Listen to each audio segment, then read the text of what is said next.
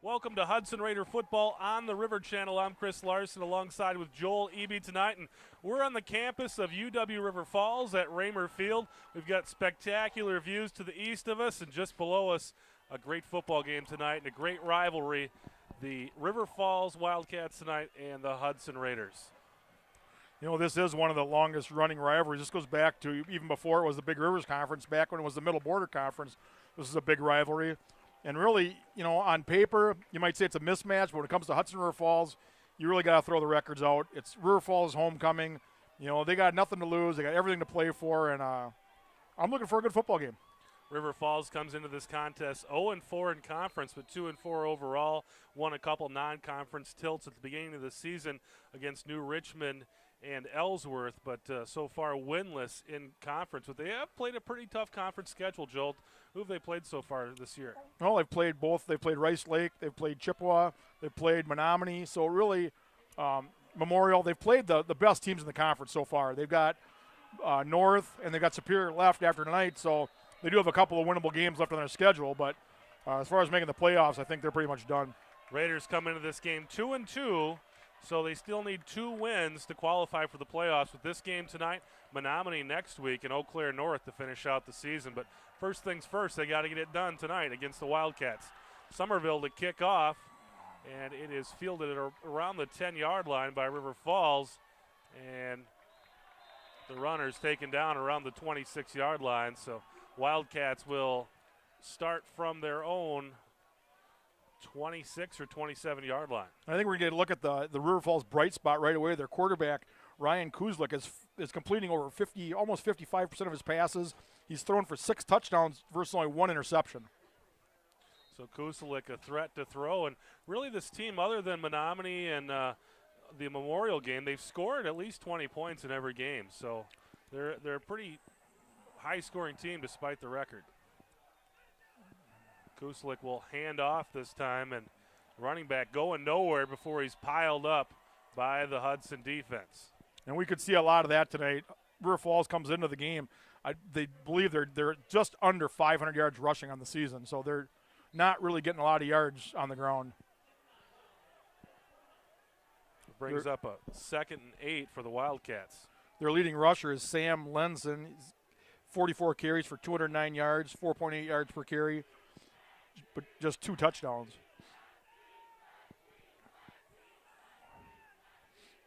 Kuzlik under center. Man in motion to the right and wrapped up and brought down behind the line of scrimmage. And that's John Botzett in there with the tackle for the Raiders. You know, I really thought that River Falls would come out throwing the ball here, but right away there it looks like they're content to try to test the Raiders' ground defense.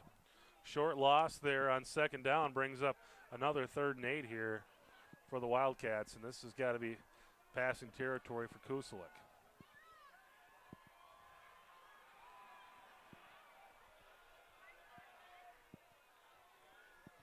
Two guys wide to the left, one to the right for River Falls.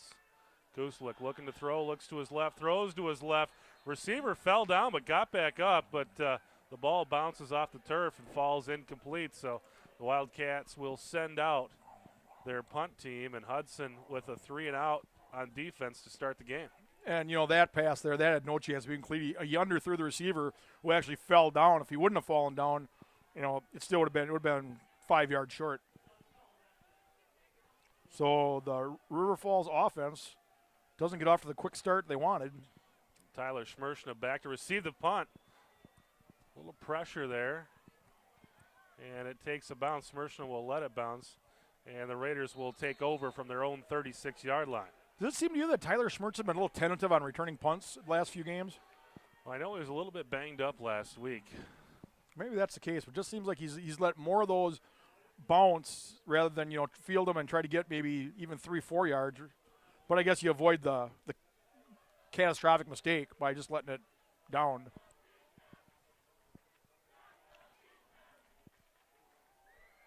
So Luke Miller and company with the ball for the first time here with 10:20 left in the first quarter. We're scoreless at Raymer Field in River Falls. And Miller pitches it out to Malika. Malika around the right side. He's tripped up for a short gain. maybe 2 or 3 on first down. That was number 90 coming through there for the Wildcats. I believe that was Jake Kerr, basically on touch from his linebacker position. So 2 yards on first down brings up 2nd and 8 for the Raiders.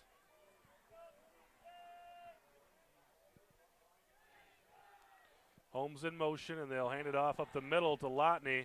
And Lotney picks up 3 or 4.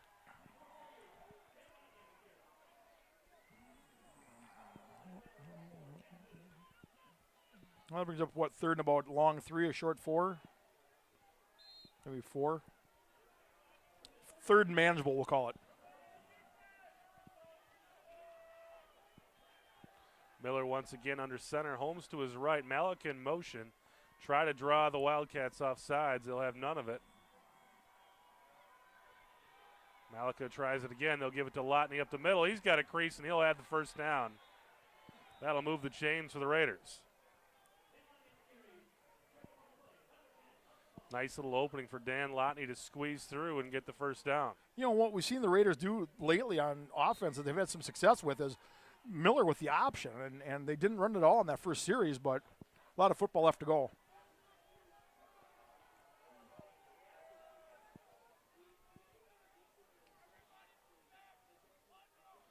This time Miller to Lotney once again, and Lotney pulls the pile forward.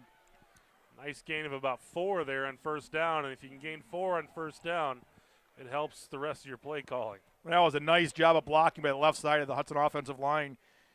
You saw Brian Caffin had his man 10 yards downfield on the ground. Anytime you see that from an offensive lineman, you know your running back's got a good chance of getting some yards. I think they call that the syrup block because it's on top of the pancake. This time Miller fakes the pitch, looks to throw, and he's got his man, Dan Lotney, down inside River Falls territory into the 40-yard line, and that should be another Raider first down. You know, that's a play that Hudson uses.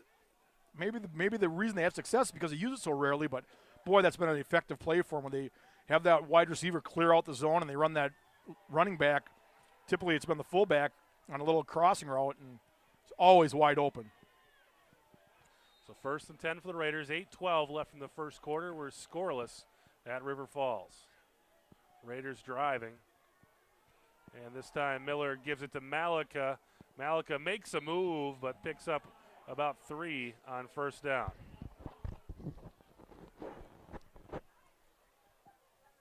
Tyler Schmershna entering the game. Mike Holmes goes back to the sideline.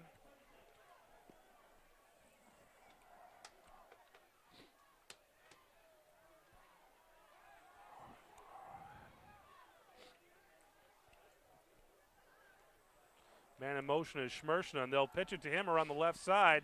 And he's got some space around the edge and down inside the 20-yard line. It'll be a first down for the Raiders in the red zone. It seems like every time Schmershna touches the ball, it's 20 yards. Usually good things happen when he has the ball in his hands. And did you see it? Nice to see him lower his shoulder there on the end of that play and deliver the blow rather than accept it. And I think that's what helps you from getting hurt.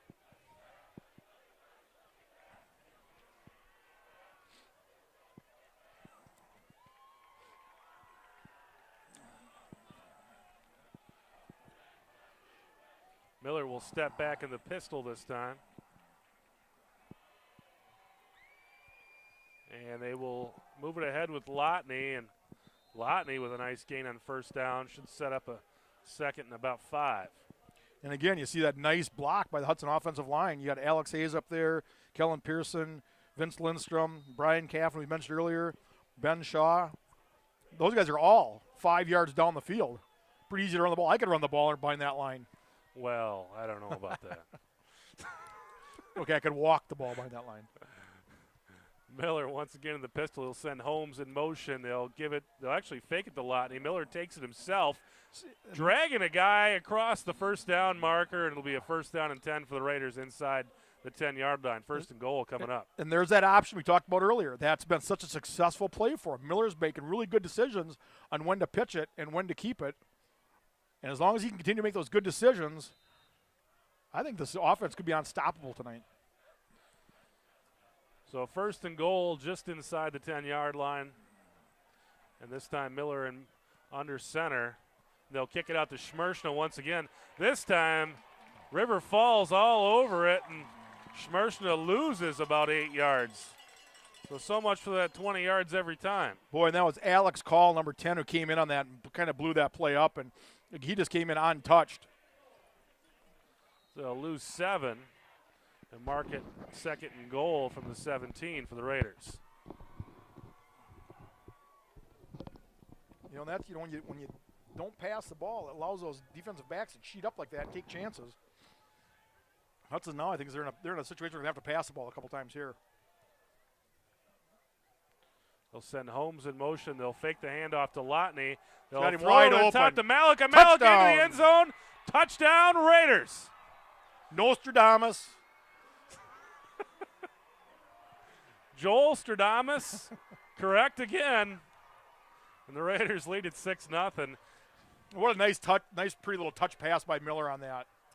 I thought there was a little bit of confusion in the center there at the beginning. It looked like a little bit of confusion, but then Malika managed to break free, and Miller delivered the ball. And Lotney did a nice job of blocking his man. They had the play fake there and took out the linebacker. Gave Miller plenty of room to throw it in there. And kick is up, and that should be good. So the Raiders take a 7-0 lead halfway through the first quarter. We've got 6 minutes left in the first quarter. I think, if you're going to draw it up on paper, this is exactly the way the Raiders would want to start it. They started on defense, got a quick 3-and-out, got good field position, took the ball, took a fairly lengthy drive, and scored a touchdown. Took them 4.5 minutes to go about 65 yards in that drive, and capped it off with Miller to Malika for the touchdown, and that's Malika's first touchdown of the season. And that's a kid I thought they'd be featuring more in the offense this year, but that's the thing with Hudson. Whenever you think they got a kid they're going to highlight or they're going to feature, it just doesn't seem to work out that way. They've got just too many kids that touch the ball. Too many talented kids. That's a problem to have. I know coaches hate it when they have too many talented kids.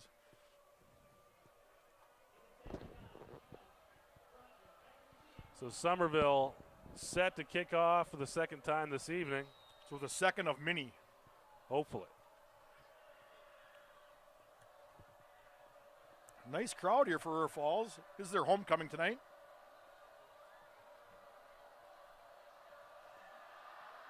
Kick is away. It's high and fielded at about the 12-yard line by River Falls. Brought out to around the 36-yard line. About 10 more yards on that kick return than they did on the first one. I actually noticed there, Joel, that wasn't Somerville. It's Ethan Stanchek kicking off for the Raiders there. Ethan Stanchek kicking off. It was number 3 kicking off, not number 6. A man of many talents. We've seen Mike Holmes punt. We've seen Loncar punt. We've seen Somerville kick off. Now we've seen Stanchek. The pitch is fumbled, and the Raiders all over that one, and that could have been disaster for the Wildcats. I think that was Lenson was very fortunate to hang on to that ball. That could have very easily been a ball on the ground, and that's one thing we talked about last week against Rice Lake. Is the ball went on the ground 6 times last week, and Hudson did not recover any of them. And boy, that'll lose a close game for you. And that's that you talk about Hudson's losses this year. They've both been real heartbreakers. The overtime loss to Memorial, and then that really last second loss to Rice Lake last minute. This time Kusluk looking to throw. He's being chased down by Stanchek. Throws it across the middle, has his man, and that'll be a first down for the Wildcats.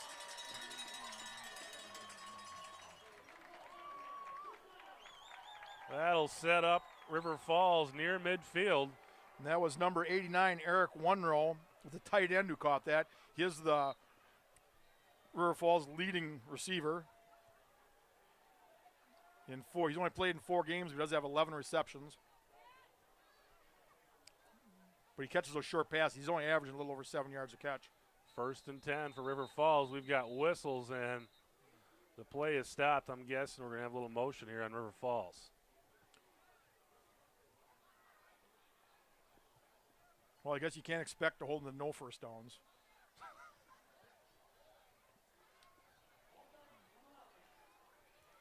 And this is a thing that, I think River Falls really coming in here to, to have a good chance at winning this game, they've got to play mistake-free football. I think they're going to have some things go their way. They're going to have to make some plays and can't have the mistakes. Now you're 1st and 15, although that play didn't look like it was going anywhere. So 1st and 15 now for the Wildcats. They'll run it to the left side, wrapped up and taken down, but I believe there's a face mask. You're kidding me. That was a terrible call. We're going to get Beinlich on that. Mitch Beinlich with a nice tackle, but the hanky flies. They call that face mask. Oh, terrible call. He wrapped his arm around the face mask, never grasped it. It's the 15-yard variety. Boy. That's another one I'd like to see on the replay. Set up Rice Lake on the 40-yard line. We're going to talk about that, possibly getting a replay technician next season.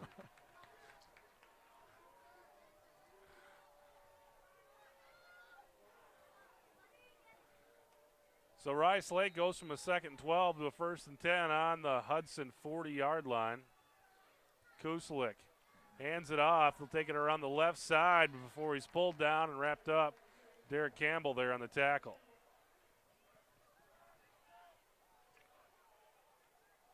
That was number 44, Tanner Kuslik. Plays linebacker and running back as a senior. Looks like a fairly healthy-sized young man.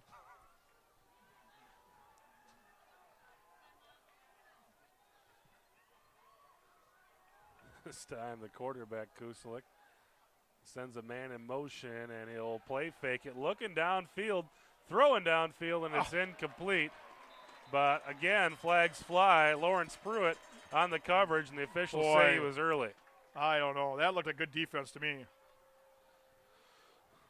That looked like good defense to me, Chris. I don't know. So the Hankies buzzing around tonight. It's his second first down for Rice Lake or for River Falls here on penalties in this drive. Well, I said River Falls had to have things go their way, and certainly they're getting the penalty calls going to go their way. And that'll be another 15-yarder. So they've gotten 30 yards in penalties. That's more than they've gained on the ground or through the air tonight. The drive started at the 35, so they've got about 10 yards on offense and 30 from penalties here. Well, now they're in that 4-down territory, so 1st and 10 for River Falls. 2 receivers wide. Kusalik looking to throw to his right, and it's going to be incomplete, just wide of the receiver. Jake Nolik out there for River Falls. Boy, the way they're being ticky-tacky, I thought maybe they're going to throw a flag on that.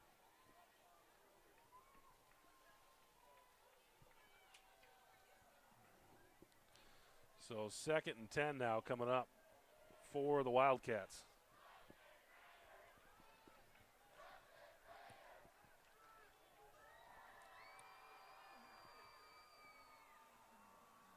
And they'll hand it off, and he's wrapped up and yanked down.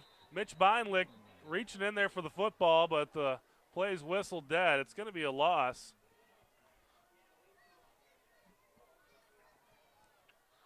Well, they give him back the line of scrimmage, which, boy.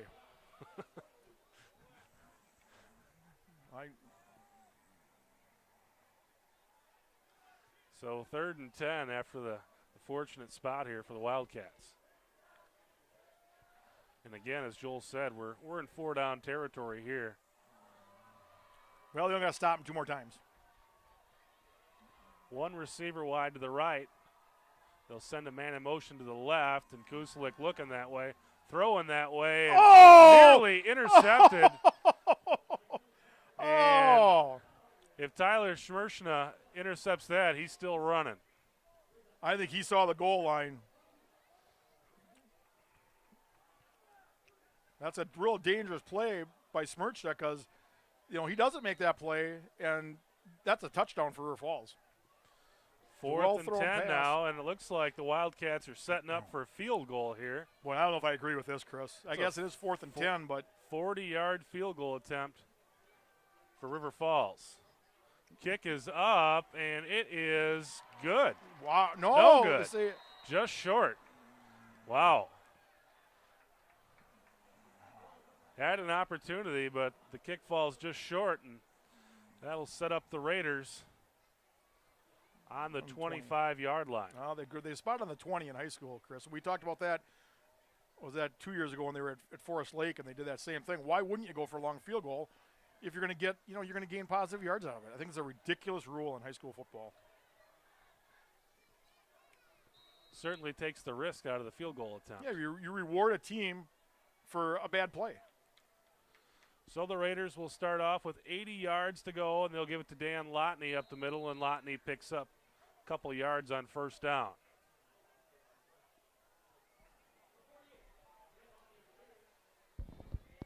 Other games going on tonight in the Big Rivers. Chippewa Falls hosting Eau Claire North, and that is a game pairing a 1-3 Chippewa Falls team against a winless Eau Claire North team, and the Raiders will see North as the last game of the season at Newton Field. Miller looking to throw. Looks like he doesn't have anywhere to go. He's going to try to run it. Makes a couple guys miss. Nice pulls move. out of an arm tackle. Still running. Still on his feet. Turns it back the other way, and we're off to the races. Miller across midfield. Down to the 30-yard line before he's brought down. Heck of a run by Luke Miller. Nice broken play running by Luke Miller. It started out to be a pass play. Not much going on. Tucked the ball down. Made a sensational run out of it. And I think if he would have maybe tried to keep going to the outside instead of trying to cut back, he wouldn't have run into Tucker, and he would have still been running. So the Raiders were the 1st and 10 down to the 32-yard line.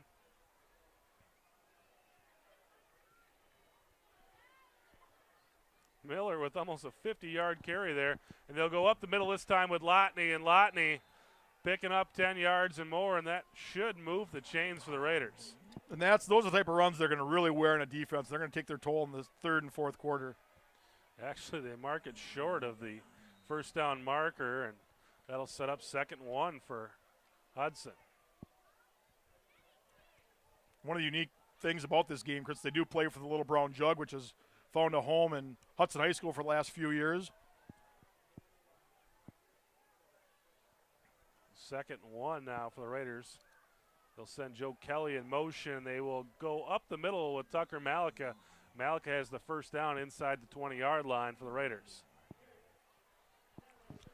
Yeah, I believe it was about 3 years ago at Newton Field the last time River Falls won this game. That was 2008, and they ran that trick play at the end of the half where they threw it over the middle to the receiver who flicked it back to a guy cutting across and ran it in for a touchdown and ended up tying it up at the half. I believe they went ahead going into the halftime, and Hudson couldn't recover. I believe that was a homecoming for Hudson. Yes, it was. Game as well. You're correct.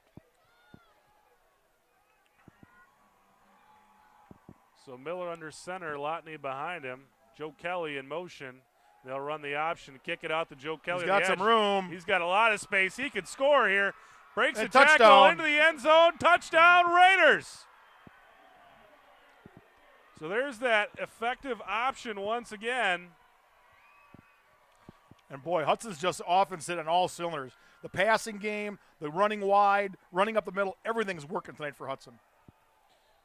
River Falls keyed on Luke Miller that time. He kicked it out to Kelly, and Kelly had a ton of space. Somerville in here to kick the extra point. Snap is down, and that's going to be good. That'll make it 14-0. Hudson leading River Falls with 26 seconds left in the first quarter. So as you said, Joel, everything going the way of the Raiders here. They had a couple penalties on defense in that last drive before they buckled down, made the stop, and marched right down the field for another score.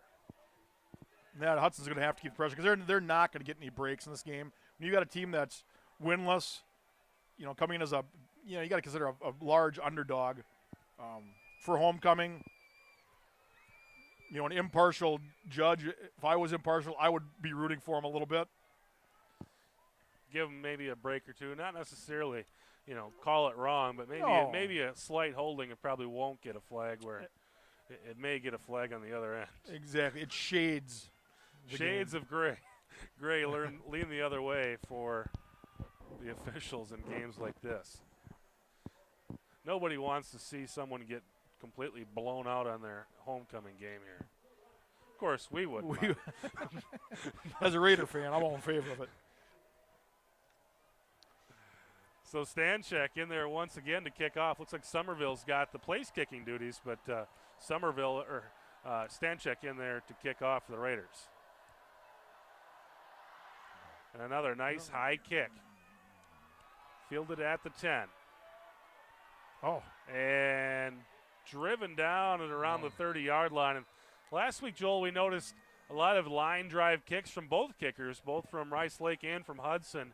And it looks like they may have brought Stanchek in to do the field goal or the kickoffs to get that ball up a little bit and give an opportunity for the coverage team to get down there. You know, I think as a high school football coach, if you can hold the opposing team to inside their 35-yard line, really on a consistent basis, you're doing a good job on your kick team. Yeah, last week both teams really started with the ball on about the 40-yard line or better almost every drive. And this time, River Falls goes around to the right side with Tanner Kuselik, and that's going to pick up about a yard or two for River Falls. This is one of those spots for the Wildcats, so they really need to at least run some clock off here. This game could get ugly. It doesn't appear like they're going to have too many opportunities to stop the Raider offense. Yeah, like I said, for the Raider offense, just in that first quarter, just really could do no wrong. So that's the end of the first quarter, and the score, Hudson 14, River Falls 0. And as we're discussing, River Falls really in a spot where, at the very least, they need to run maybe 4 or 5 minutes off of this clock and limit Hudson's possession to maybe just one more for this half. Well, you know, you think about right back where we were started the game. River Falls has the ball. You know, they're in their own territory. Hudson scored twice in that first quarter. If they go 3 and out here, I don't see any reason why this isn't going to be a 28-0 affair at the half. What other games we have in the Big Rivers Conference this week? Well, we discussed Chippewa and Eau Claire North.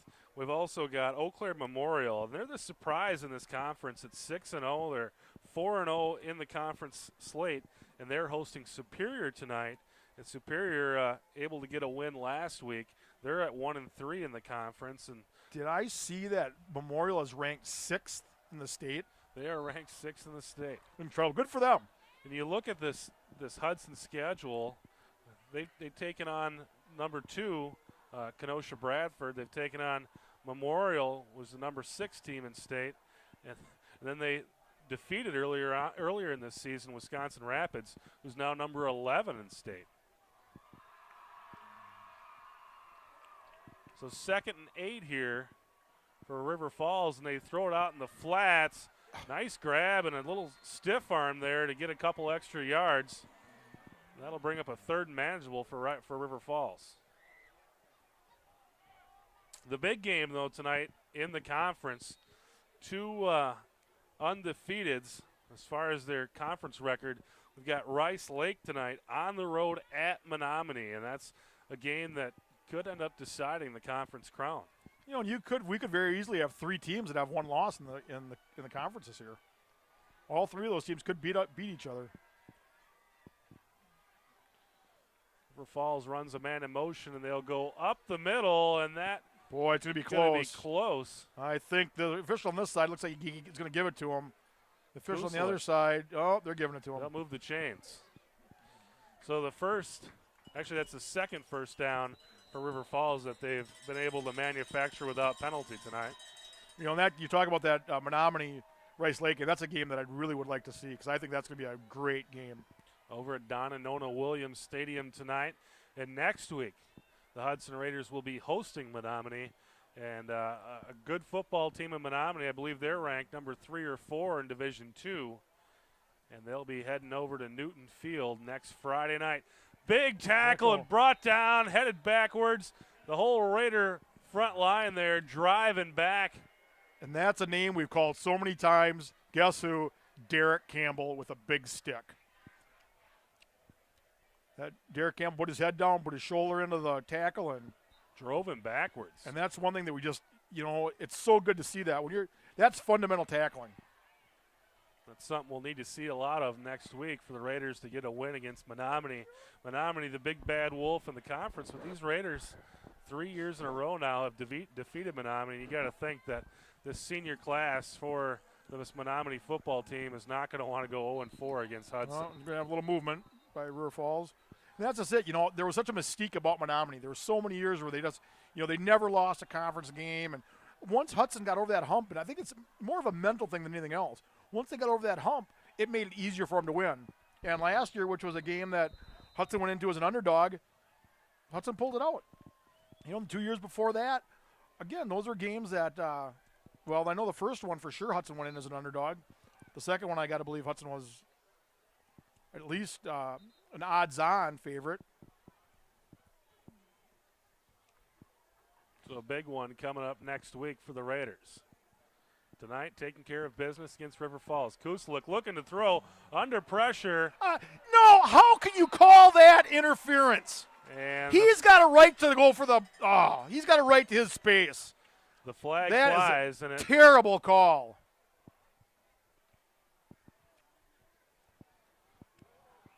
The Raiders had coverage. Kuslik just kind of threw it downfield, and the Raider defender was kind of standing in front of the receiver, slowed him up, and apparently it was enough for two officials to throw hankies. He has a right to that same piece of grass as the offensive receiver does. So another one of those kind of coin flip calls, and the officials throw the hankies. It'll be 1st and 10 now coming up for River Falls. That's 45 yards on 3 penalties against the Raiders tonight. And 3 first downs as well. And again, this is a team that hasn't been penalized all season. So it'll be 1st and 10 for River Falls at the 48-yard line. And they will go around the outside edge, dragged down and pulled down by the Raider defender, Sam Rosica. And he just did not allow that running back to get to the edge. Did a nice job of getting hold of the jersey and pulling. The official was looking to see if it was a horse collar tackle, but clearly had the jersey from the shoulder. So a loss of 2 on 1st down brings up 2nd and 12 for the Wildcats.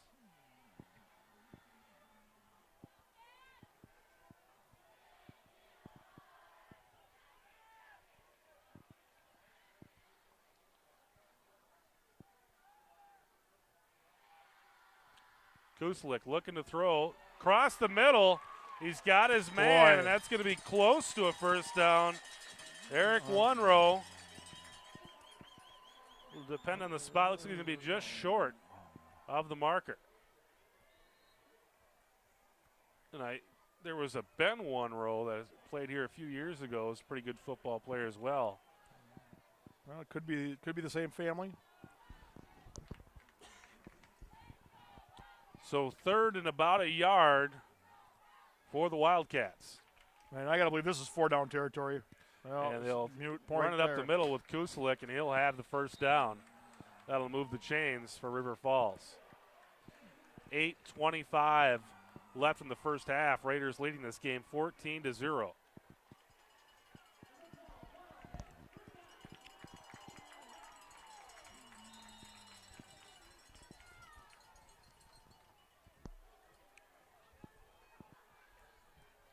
You know, Hudson's been trying to get some pressure. Looks like they've been doing a little more blitzing from their linebackers, but they just haven't been able to get that one big hit on the quarterback. Yep. 1st and 10 now.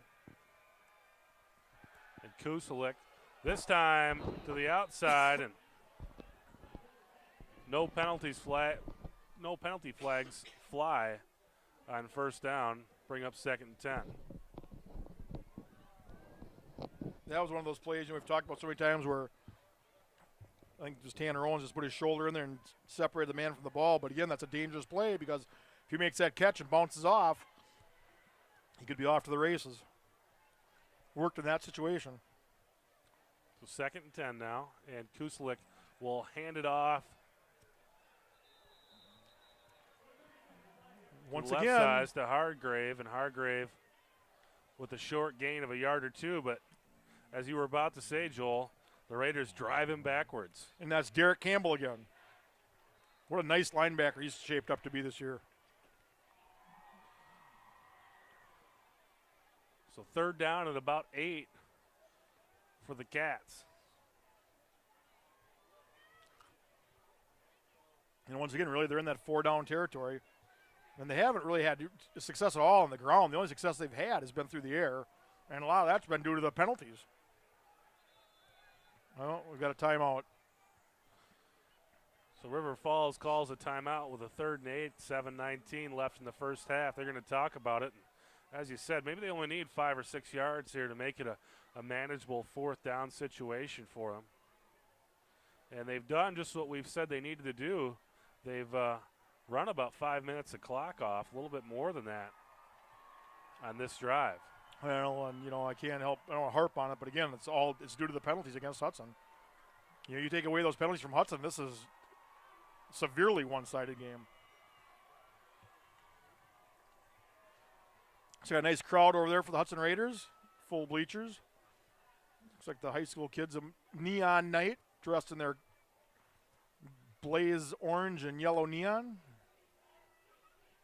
It looks like they're out ready to collect some trash cans or something tonight. Yeah, some county workers. They look like they have a little more energy than the county workers I see. All the county workers I see work very hard, Joel.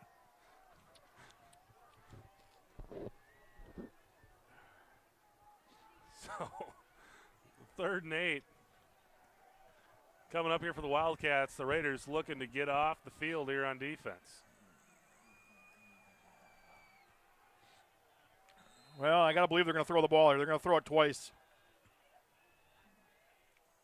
They'll send a man in motion, and they'll hand it off, go around the left side in a little mini reverse, and there's your guy, Derek Campbell, making the stop for about a 1-yard loss. And that'll bring up 4th and long. Pretty clearly a block on the back on that play, too, on number 2, Mitch Beinlick. Not called. But that might be one of those situations where it's inside the tackle box, and pretty tough to get a call in there. You got a few crankbaits inside my tackle box. Now it's going to be that time of year when we get on the river and maybe catch some walleyes. Some Mr. Twisters, some crankbaits. 6:36 left in the first half. 4th and 10. Oh, he's going to quick kick it. Falls, they'll quick kick it. And a pretty nice kick. It's going to go down to about the 1-yard line.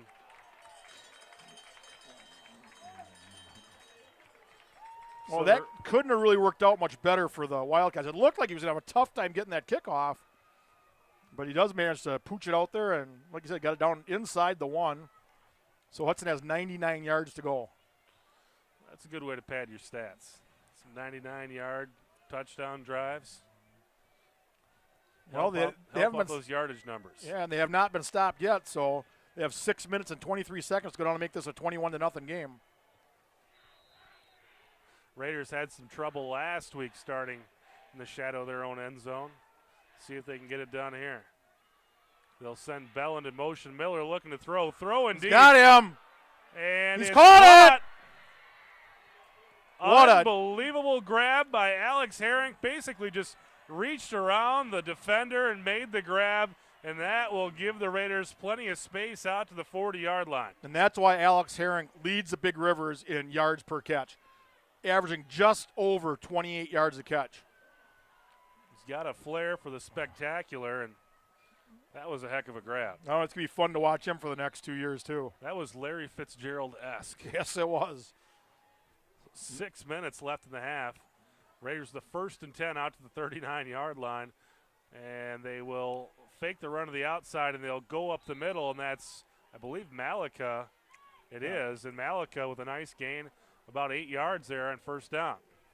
I see they have one of your favorite players out there, Brody Belland. I know you like to see him do well. Love it when the guy does well.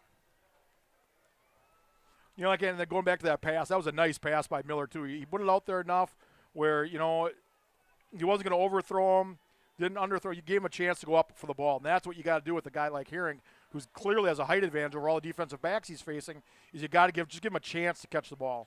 My buddy Frank the Tank Snyder in there as well.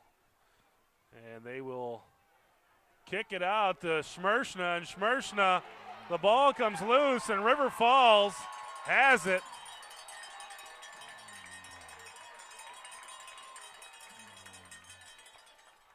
Going to be Wildcat football at around the 36-yard line. No signal by the officials yet.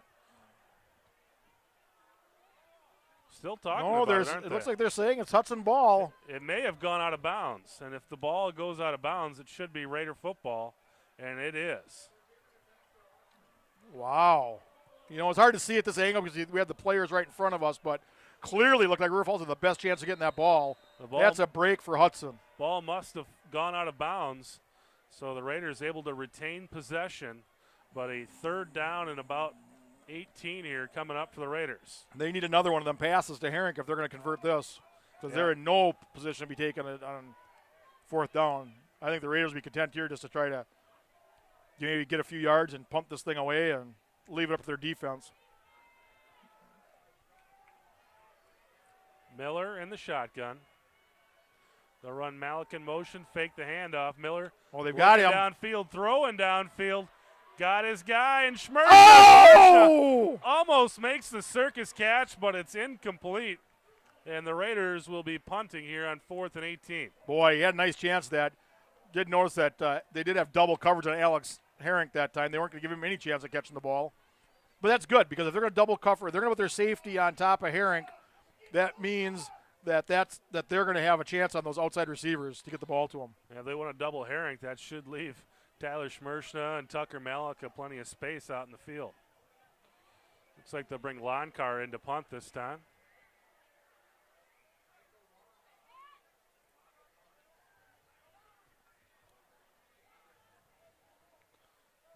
And well, we're going to have a penalty. Here's a snap. It's a pretty decent kick by Lonkar, but I think this is going to be encroachment, defensive.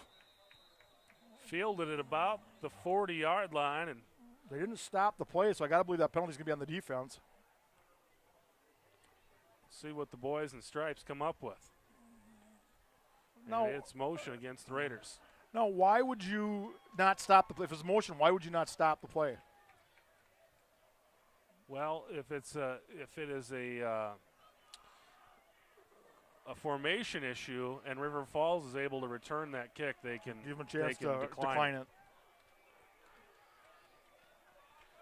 Well, and River Falls can be content with where they have the ball. So the Wildcats will take it on the 39-yard line.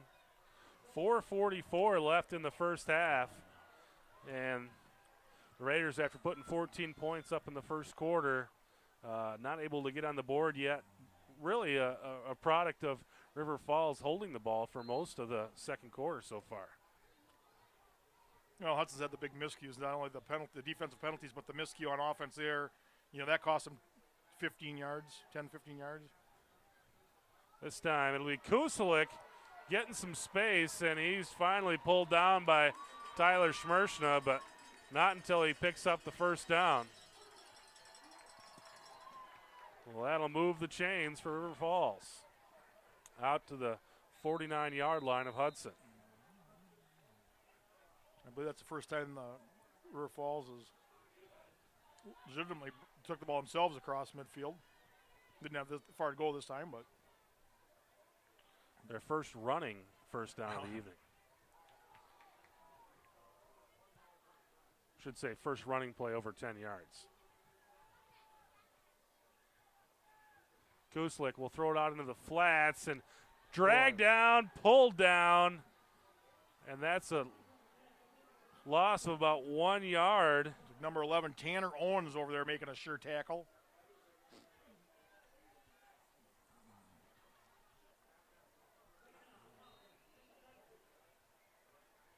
That'll bring up 2nd and 11 now. This is a spot where you'd like to see the Raider defense come up with a big play. Come up with a turnover here. Get the ball back for their offense with some time left so they can go down and extend the lead.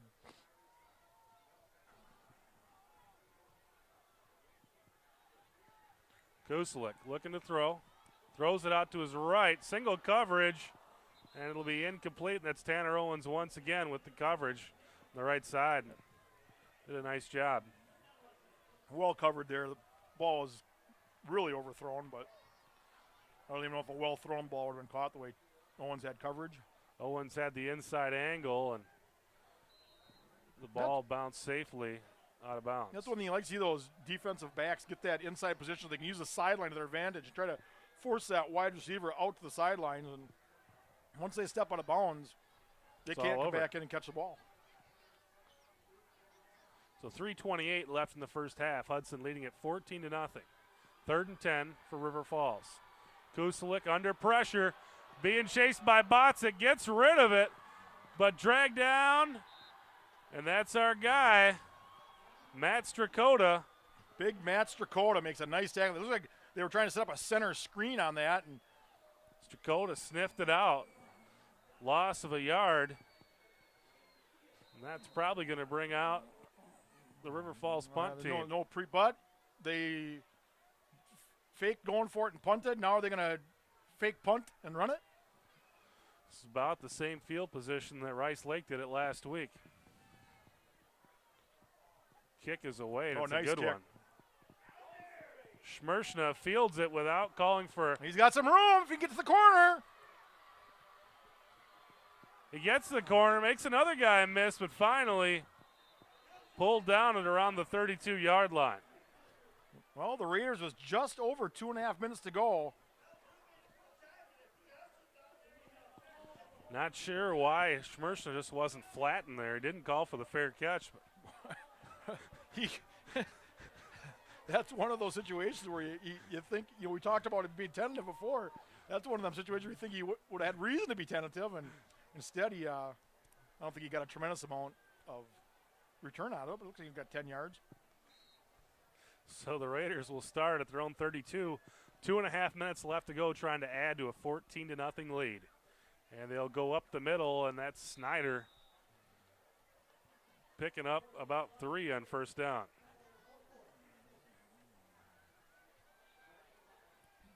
We've talked about Hudson's clock management all year, and they are showing a little more urgency now. They hustle to the line of scrimmage. And they will run it up the middle again. Oh, Snyder, he's got some room! It's actually Lotney across midfield, down to the 40 and taken down at the 35-yard line. There's a flag on the play. I don't know what it could be for. Where the flag was thrown is where the River Falls defender tried tackling him. I don't know what the penalty could be for. There wasn't a Raider blocker anywhere around. And you're going to get a hold. There wasn't a Raider offensive player anywhere near that other than Lotney with the ball. So let's see where they mark it. Looks like they're going to go 10 yards from the 49-yard line. And that will give the Raiders, should be a second down and about 3. Boy, 39.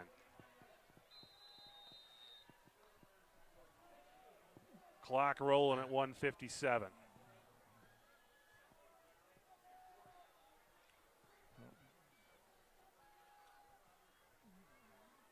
Kelly in motion. They'll go up the middle once again to Lotney, and Lotney pulled down after a short gain. Brings up 3rd and 2 for the Raiders. Boy, you just don't understand how the penalties can be all so one-sided. Miller under center. And they will draw River Falls off sides. Well, I don't know. This officiating crew, they might find out some way of calling it against Hudson. We saw that phantom holding call against the Chicago Bears last weekend. I still don't know where that holding came from either. That was one of the most incredible plays I've ever seen. Well, and you don't know because the no replay I saw showed the whole play. That flag was thrown so far, so early in that wild punt return. 1st and 10 here for the Raiders at the 45. Miller looking to throw. He'll wind up and throw it downfield. It's going to be incomplete. That's the first errant pass Miller's thrown today. He had a man open, but really in the grand scheme of things, nothing hurt. Just nothing but a timeout. Looking for Alex Newell. And as you said, Joel only ran about 4 seconds off the clock. So 2nd and 10 now for the Raiders.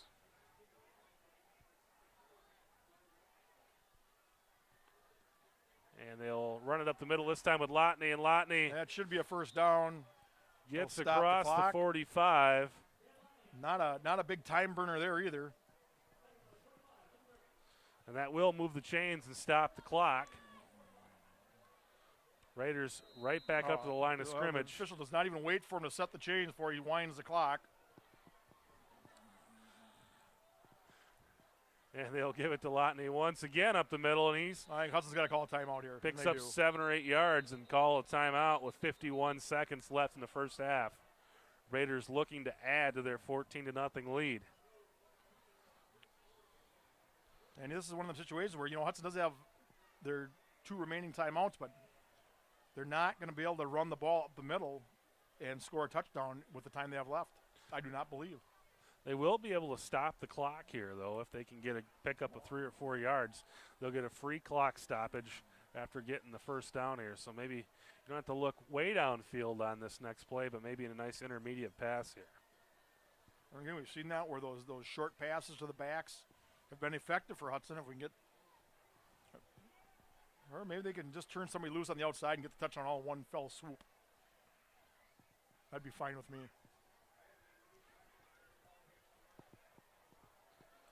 Coach Cowles in the huddle having a little discussion with the fellas.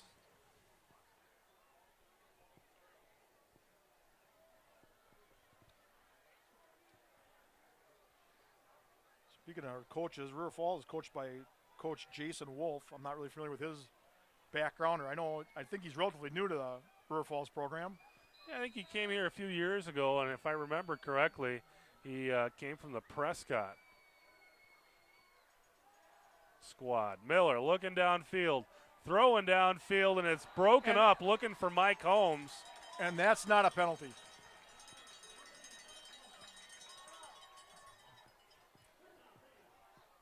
Well, that will bring up 3rd and 4 for Hudson.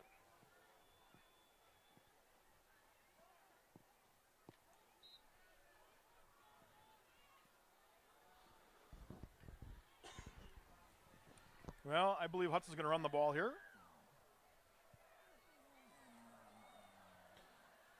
Miller in the pistol. And Joel Stradamus goes to Holmes. Holmes throwing downfield to a wide open Sam Gallardi. Oh, he's out at the 2-yard line. Gallardi down to the 2, and that'll set up a 1st and goal for the Raiders. They'll actually mark it about the 1-foot line. That's a play we haven't seen since the first game of the season. And Gallardi was all alone. And that's one thing with Mike Holmes in the backfield. Does add that dimension because Mike Holmes has played quarterback. So 1st down and goal to go from the 1-yard line for the Raiders. And I got to believe here you're going to see him just pound it up the middle. Lotney behind Miller.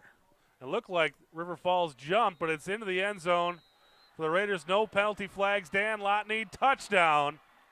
And that will extend the lead to 20-0 Hudson.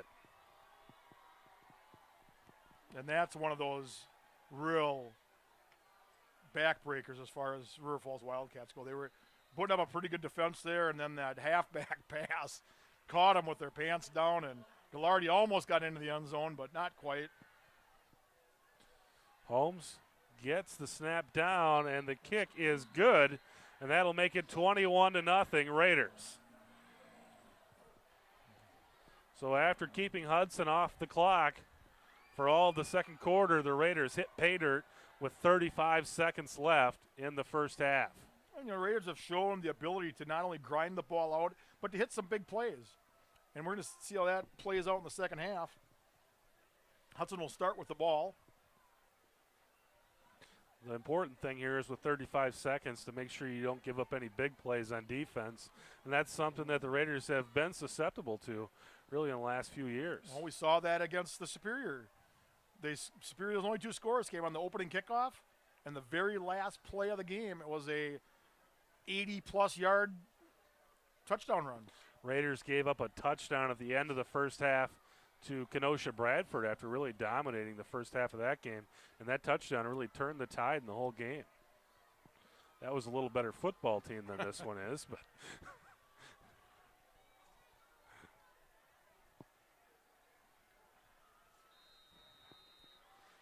so Stanchek set to kick off once again.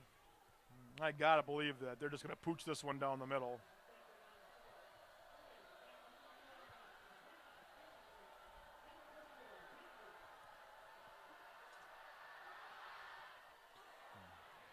And that's exactly what they did. And really, River Falls struggled fielding that. It could have gotten ugly for him. Because it did bounce off of River Falls, one of their frontline players. He turned his back and it went right off his shoulder. And that was a live ball. That could have been anybody's ball. Too bad it wouldn't have bounced back towards the Raiders. So the Raiders defense needs to hold with just 30 seconds here left in the clock, and can't imagine River Falls is going to get too cute with this. Oh, I don't know. They look like they're going to line them up wide and throw her deep. What do you got to lose, Chris? 2 receivers wide to the left, 2 to the right. Man in the backfield for Kusalik. They'll send a man in motion to the right, and Kusalik looking to throw. Gets it over the middle, and that's caught for about 9 yards for River Falls. That's Kyle Hargrave with the catch, and that's a nice play to run in that situation. If Hargrave can make a guy or two miss, he's off to the races. Yeah, that really, because he did. Hudson's thinking obviously they're going to throw deep with the wide outs and throw that little short pass across the middle. River Falls calls a timeout. Quick hitter, and they call a timeout, and so much for not getting cute. It looks like River Falls is going to try to get the ball down the field, and as you said, Joel, this football team really has nothing to lose, so why not? Yeah. What's the difference between losing 21-0 and going to the locker room down 28-0? That's why River Falls is really hoping to get a first down there so they wouldn't have to burn a timeout, but instead they will burn a timeout with 21 and a half seconds to go.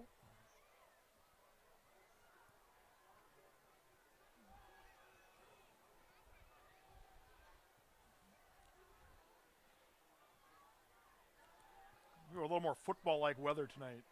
Yeah, nice, cool, crisp evening. September 30th. Tomorrow's October.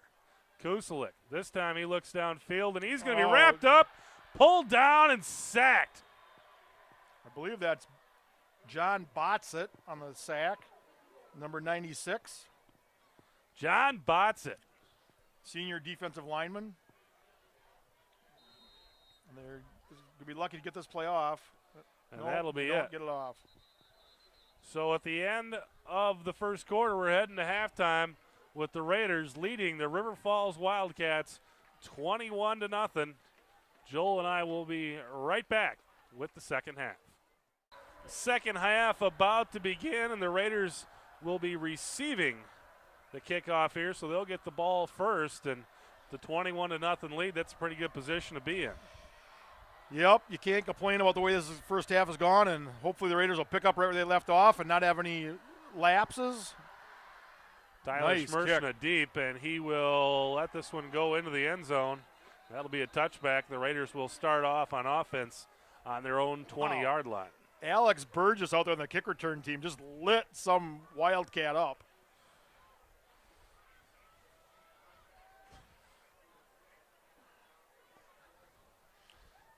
So that'll leave the full 12 minutes on the clock as the Raiders get set for their first play of the second half. Well, we've seen them with an 80-yard drive before. Let's have another one. And Miller will kick it out to Bellin, and Bellin getting across the first down marker will be a pickup of about 11 yards and a first down for the Raiders.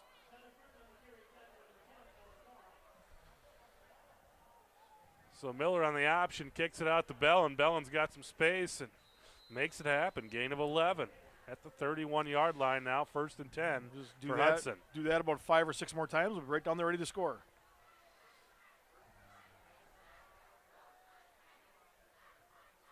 So Miller under center this time. Bellin in motion. They'll give it to big Lotney. hole. And Lotney across the 35 to the 40. And it's a gain of about 9 yards on first down. Sets up a 2nd and short for the Raiders. Official on this side of the field stopped the clock there for a minute. Thought it was going to be closer to a first down, but it's going to be just short. Bring up a second and very, very short for the Raiders. So 2 plays, 20 yards for Hudson. Bellin in motion, and they'll give it to Frank Snyder, and Snyder picks up the first down, gain of about 4. We talked about that in the first half, Chris, that, that running style that Hudson's used in the first half is really going to wear on this defense in the second half. And normally you don't see it quite this early, but boy, after those first 3 runs there, got to be impressed with what Hudson's offensive line has been able to do. Sam Gallardi, the wide out towards us. Alex Herink to the right. This time Snyder breaks free, and he should have another first down for the Raiders. Down inside the 45 into River Falls territory, and that will move the chains once again for Hudson, and the Raiders wasting no time picking up yards on this drive. Yeah, this is one of those drives that, the coaches just love to see because everything's working well.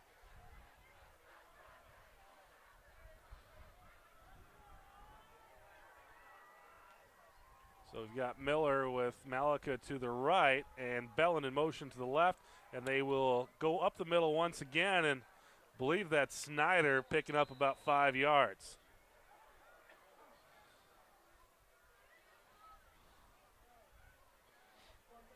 That is Snyder, the tank, moving him forward for 5 yards, brings up second down and a long 5. I think that's the shortest run they've had this drive.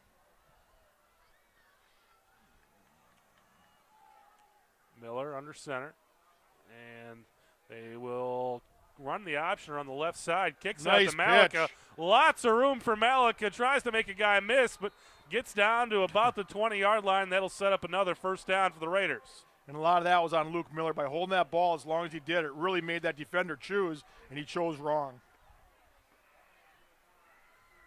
It's when the option can be dangerous, and there's just one defender out there, and Miller made him commit, and Malika had lots of space from there. Tyler Schmershna into the football game now for the Raiders. This is the drive that the offensive linemen is going to be licking their chops because everything they're doing is working, getting yardage in big chunks. Schmershna in motion. They'll give it to Lotney, and Lotney tripped up. And it should be about a gain of 8. Will bring up a 2nd and 2 for the Raiders. Well, I don't know what they gave him to drink at halftime, but boy, this Raider offensive line has come out and just blown River Falls off the ball. Call it a gain of 7. 2nd and 3 coming up. 9 minutes left in the third quarter. Hudson leading 21-0 over River Falls.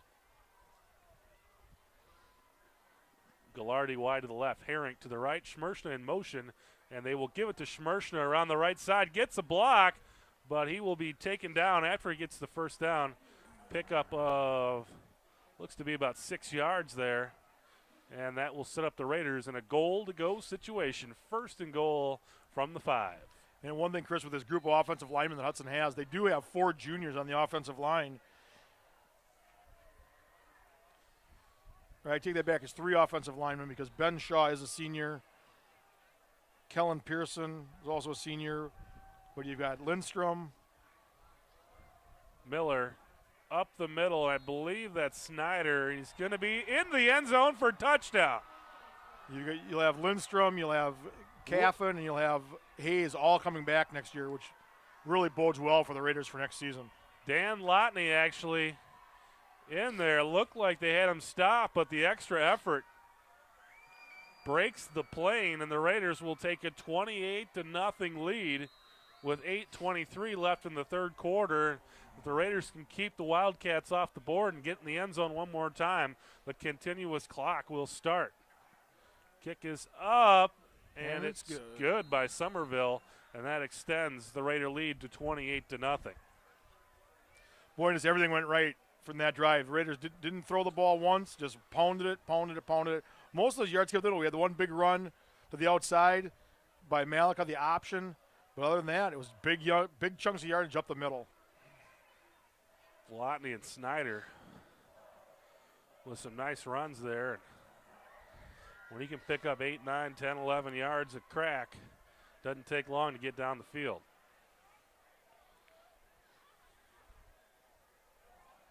One thing I've noticed with this coverage team for River Falls, watch how close to the hash marks the up guys are. You could easily kick the ball towards the sideline and have an opportunity to recover it. I mean, they're outside guys who are standing at the hash marks. You know, with the speed Hudson has on their team, if you could line up a couple of quick guys on the sideline, you're exactly right. They've got 10, 15 yards along that sideline. If they pooched it just over the heads. Plus, his back is turned to the sideline, too. I mean, it would take a while.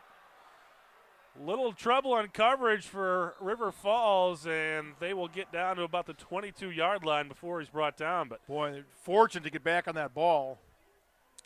Those Wildcat up men have their back turned to the sideline, and they're standing at the hash marks. I mean, that's asking for trouble. You know, when they kicked that ball, Chris, I thought they were going to take your advice. It looked like he was kicking it to the far sideline, but it was just an optical illusion. But I think you're right. I think that's something that maybe we should call the coaches and clue them in on. So 1st and 10 for the Wildcats. And they will run it up the middle, and he's driven backwards. Strakota, Stanchek, and others. Like Josh Schuler in there on the tackle that time. Josh Schuler et al. And it's a loss of 1 on 1st and 10.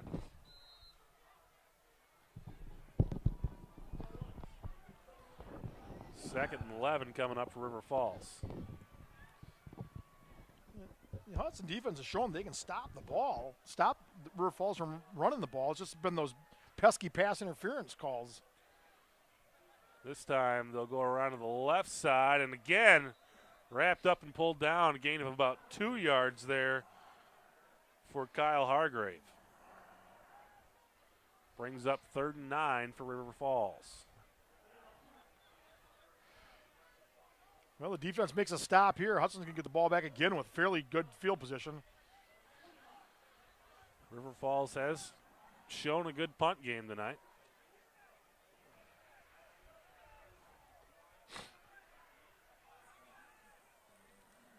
Kuselik looking to throw under pressure. I think he's going to get it out of there. Throws it downfield near the sideline. It's going to be incomplete and no flags this time around. It'll send the punt team onto the field. He was under severe pressure, motioning for his wide receiver to go long. And well, nothing happened good for the Wildcats offensively on that drive, Chris. Another 3 and out, and Raiders are going to get the ball back and see what Tyler Smircha can do with this punt. Smircha is standing at his own 40. And it looks like the Wildcats will be kicking the ball from about their own 10.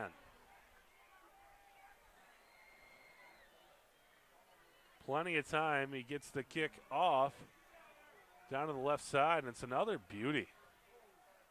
Oh, you pick it up. It was originally touched by the Wildcats.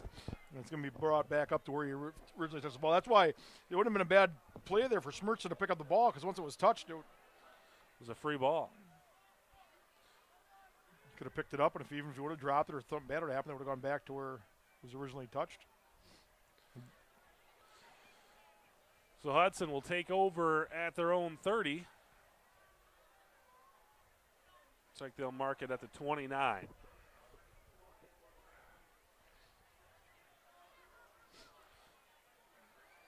Oh, 6 minutes and 43 seconds left in the third quarter. See if Hudson can get another drive like that last one. Miller under center. It's Kelly in motion. They'll go up the middle for a gain of a couple yards.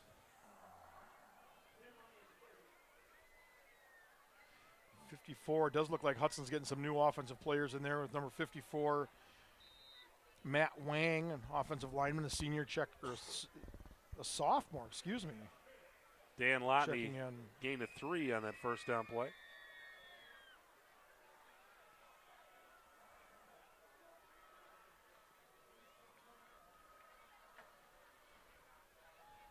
And they'll give it to Lotney again. He's probably got another 3 on second down.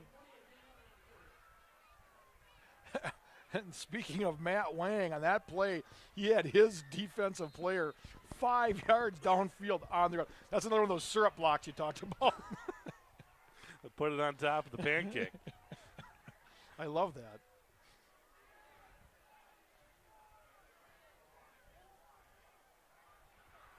.5:40 left in the third quarter. Raiders trying to extend a 28-0 lead. They'll try to draw the Wildcats off sides with Kelly's motion. Try it again, and they will give it to Lotney, and Lotney's going to be brought down shy of the first down. So the Cats appear to have held the Raiders' offense without a first down on this drive, and the Raiders will bring the punt team in. You know, I understand that Hudson's got a commanding lead here, but I'm questioning that, 3 straight runs up the middle. Maybe you might want to trade one to the outside. They've had such success with it, that option, being able to really rattle off some big gains, really would have a chance to put this game out of reach. One more touchdown by the Raiders. If they can keep the Cats off the board, it'll bring the continuous clock into play. And the kick by Holmes is not very good, but it takes a Raider bounce, a very nice Raider bounce, down to the 35-yard line. So the bounce takes what would have been a pretty bad punt into a decent punt. Cats will take over from their own 35. Looks like the Wildcats gained a few yards in that exchange. Both teams coming up with a couple of 3-and-outs here.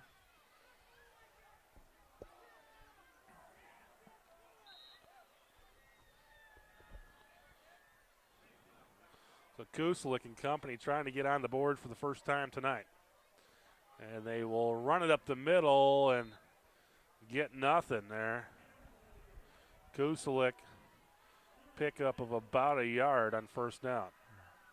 A little bit puzzled by the play call by River Falls. You'd think that with the success they had throwing the ball earlier in the game, that they would at least try to get Hudson to commit some penalties. Come out swinging.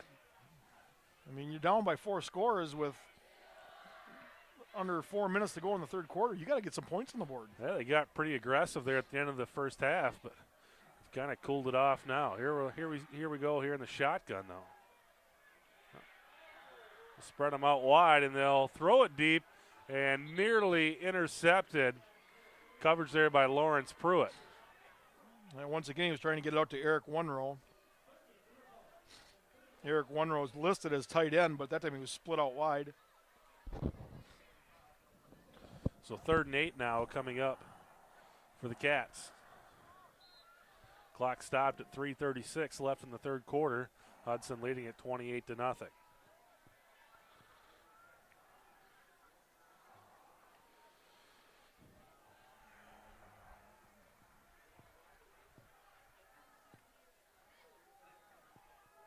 Kuslik under center. Will send a man in motion and look to throw. Gets it across the middle, and that should be enough for a first down. That was to Wunrow again. That was a play. It looked like they were trying to set up that. The way the Hudson's defensive line came through on that, Chris, it looked like they were trying to set up that center screen again, but. So 1st and 10 for River Falls near the midfield stripe. Hudson better get up the line there. It looks like they moved early. That should back the Cats up another 5 yards and bring up 1st and 15. That's a tough place to start from. Right now, you've already got a defense that's going to have its ears pinned back, and they've got a lead. They can afford to take some chances. Where in a close game, you got to play a little closer to the vest.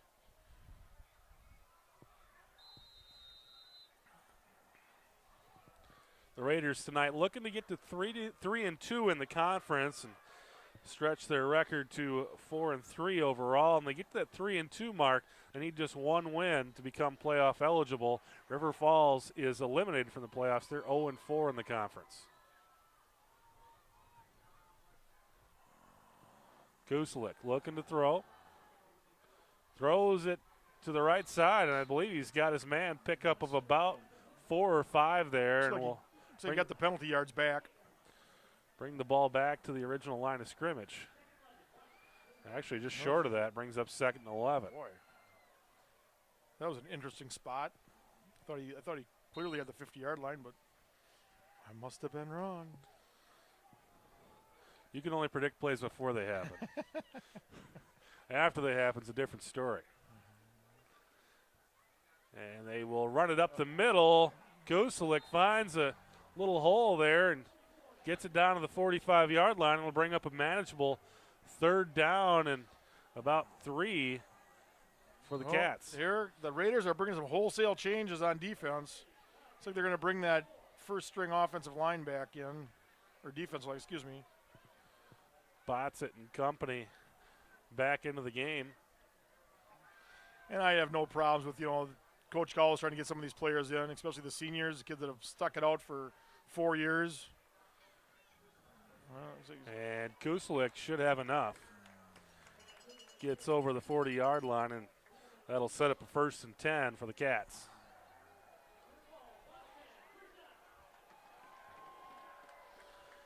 Two minutes left in the 3rd quarter, and the crowd with an enthusiastic cheer for their Wildcats on that 1st down. River Falls looking to get on the board here, trailing Hudson 28-0. And they will run it to the left side with Kusalik. And Kusalik, nice gain there, 3 or 4 yards on 1st down. Just seems like they've had the ball for a long time. They're still only at the Raider 35.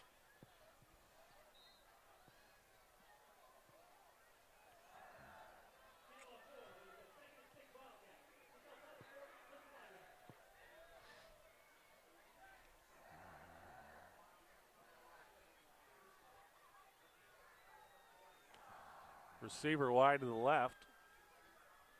And they'll go up the middle this time. Kusalik dragged down by a host of Raiders.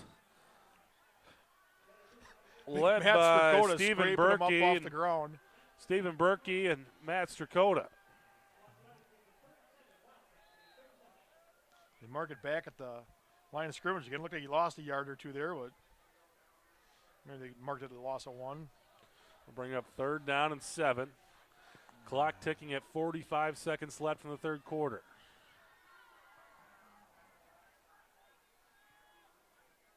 Two guys in motion at the same time. Kusalik looking to throw. Flags on the field for that motion. And it's going to be incomplete. So what do you do? Do you take the 5-yard penalty and give them 3rd down over again, or do you make it 4th down and 7? I'd go with the 4th and 7. I think I would too. Cats had two guys in motion at the same time, and according to the rules of football, you can't do that. And I'm sitting there watching, I'm waiting for the play to be whistled dead, and I'm thinking, there it goes back to what you're talking about. It benefits the Raiders. It gives them the option that they can, if good things happen, they can decline it. I got to agree with you. I think I would decline this, make it 4th down.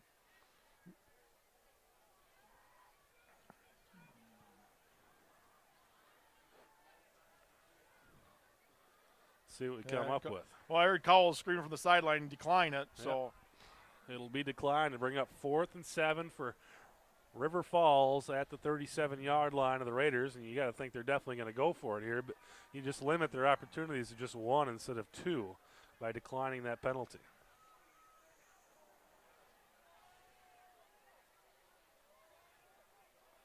They have not changed it to 4th down yet. I don't know why they haven't. They're still have a flag on the field too. Explain River something. Falls coming to the line of scrimmage here. They're going to run a play, but the referee's over talking to Coach Cowles. And I don't understand how that can't be loss of down. That's got to be loss of down. It's got to be 4th down. I'm guessing the guy's alignment the is scoreboard says 4th down. Yeah.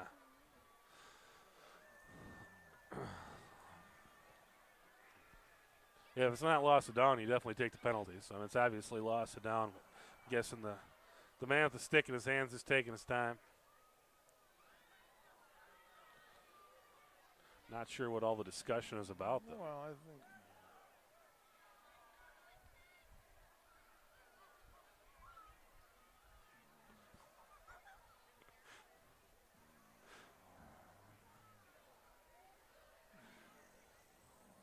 Still discussing things. I've never seen so much discussion over what was clearly a pretty simple play. Yeah. It was 3rd down. They had a penalty.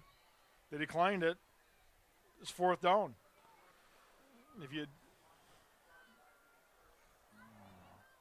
don't know why this guy on the sidelines is determined to keep it at 3rd down. Obviously, he's taking his cue from the officials and the scorekeeper upstairs with the. Oh, so now they're going to take the mark off the penalty. I just don't. Maybe that was discussion. Maybe they have to take the penalty. I don't know. Now they say 4th down. They took the penalty and 4th down. Now so I'm totally confused now, Chris. Now the guy on the sideline has it at 4th down. And wow. All right. So loss of down and 5 yards. Doesn't make much sense to me, but who am I? 4th and 12, we'll take it. Kuselik's going to throw it. Going to try to throw it. Gets it off. He's got a man on the left sideline. And boy, that receiver became a defender on that as Pruitt had position. He was clearly in position to make an interception. It's fortuitous that he doesn't make the interception because if Pruitt makes the interception, he's probably tackled at around the 25. Then it's as good as a punt. Instead, the Raiders will get the ball at their own 42. And that's a hard thing to coach a young football player is to knock that ball away or not when you see that ball floating down to you. But the wide receiver for the Wildcats did the Raiders a favor on that play and knocked it away. So 1st and 10 for the Raiders. 20 seconds to go in the 3rd quarter. This time they'll run the option. Miller will keep it. Picks up about 3, and the River Falls defenders kind of stayed home on that one. Miller took what he could get. That was number 44 for the Wildcats. Tanner Kuslik making the tackle. Kind of got ran over by Miller on that play. That will be the final play of the 3rd quarter as the Raiders take a 28-0 lead to the 4th quarter. And the Raiders kind of getting just what they were looking for in a dominating performance tonight against River Falls. It's nice to see this team look good before they go into that tough tilt next week with Menominee. You know, you look at the numbers that River Falls has given up. They've given up almost, over 150 points in the last 3 games. And, so you kind of think the Raiders have a good chance. But, Raiders, I think they've held the Raiders to 28 points so far. It's hard to be disappointed with a 28-point lead. Nice thing that we've got so far and really like to see take all the way to the end of this game is that shutout on the board. Keep the goose egg up there, make your defense feel good. And that's one thing, and that's at the end of these games like this, you like to see a lot of kids get involved and get some different kids in there playing, and you never know what's going to happen. But, like you said, it's nice. That defense takes a lot of pride in those shutouts. So 2nd down and 7 now coming up for the Raiders. Start the 4th quarter.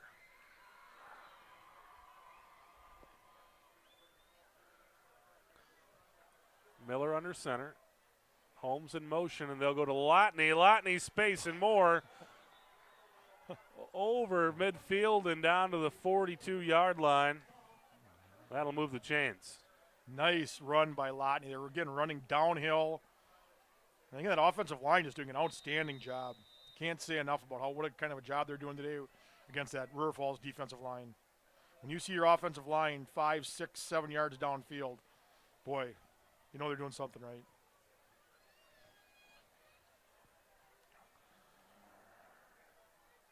See what the Raiders do here in 1st and 10.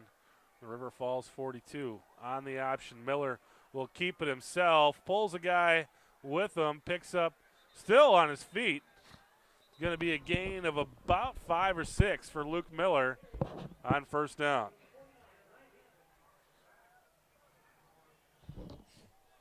Nice run by Miller. It'll set up 2nd down and 4 with 11-11 remaining in the football game and the clock ticking.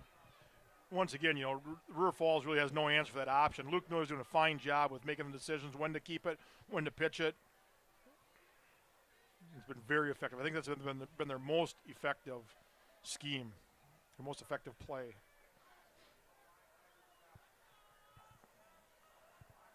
They'll run Holmes in motion, and they'll give it to Lotney. Lotney He's going to space. score. He's That's on it. his Oh! way. Just tripped up at about the 15-yard line. Shoestring tackle.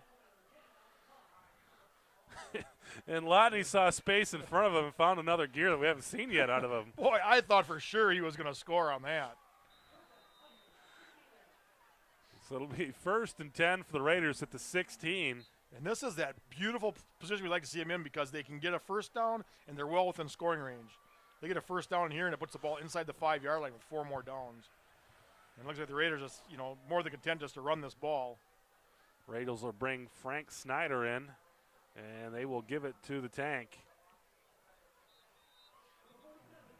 Down inside to around the 13-yard line to pick up a 3.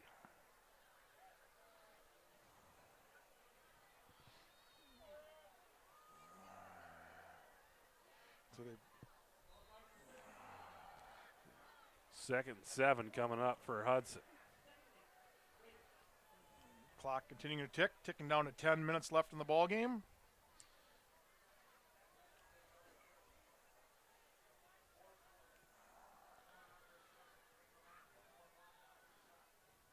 Holmes in motion, and Miller will run the option out to the left. Kicks it out to Holmes at the last second, but he stepped out of stepped bounds. out of bounds, and it's actually a loss of a yard or 2. So, Chris, if a guy wanted to get a copy of this game, how would they go about doing that? For copies of this game, this might be a popular one, being that it's a rivalry football game and looks to be anyway, a big win for the Raiders. You're going to want to call the River Channel at 715-386-0115. And if no one answers, just leave a message and we'll get back to you on the copy. Otherwise, if you're one of those email kind of guys or gals, you can email us at info@riverchannel.org. They'll go up the middle to Lotney. Lotney picking up about 3 yards. That'll bring up a 4th down for the Raiders. Well, what do you do here? Do you throw the ball or do you just try to run it again? I'd run the option around the right side. They've used the halfback pass, so I don't think they're going to do that. I think you're getting the ball in Mike Holmes' hands here. Got plenty of space around that right side. Looks like you're going to have Tucker Malika coming around from that end. Miller in the pistol. He's looking to throw. Steps up. Throws it across the middle, and it was nearly caught by Mike Holmes, but Holmes had the ball in his hands. Slipped through his fingers, and the River Fall defender just gave him a little bit of a nudge, and that was enough to break that ball loose. And I think it was a pretty good nudge, but boy. So the Wildcats will take it over on downs, but deep inside their own territory on the 11-yard line. And this is a spot as a defender. It's got to be fun. Yep. We've talked about it. You got a 4-touchdown lead. You got them deep, pinned in their own territory. Turn the Hounds loose and let them run. Kusalik will hand it off to Hargrave and picks up about 2 or 3 on 1st down. And I got to believe once this clock gets down to that 4 or 5 minute mark, the Raiders are going to start making some wholesale changes in personnel. Be nice to see if we get a nice quick 3 and out here. 8:30 left in the football game. Hudson leading 28-0 over River Falls. I guess River Falls can take some consolation. This is the lowest number of points they've allowed in the last 3 weeks. Kusalik looking to throw. Turns on the Jets. He's going to run it. He's in a race, and he loses. Ethan Stanchek, actually Beinlick, taking him down. Gain of about, looks to be 2 or 3 there. That'll bring up a 3rd down and 3 for the Cats. Hudson is making some changes on defense. Number 55, Dylan Magadans checking in. Got number 77, Jake Benoit checking in on the defensive line. So 3rd down now for River Falls. And they will give it to Kusalik, and Kusalik should have the 1st down.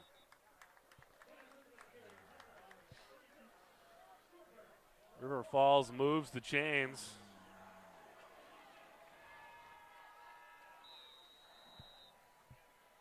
The clock ticks at 7:35.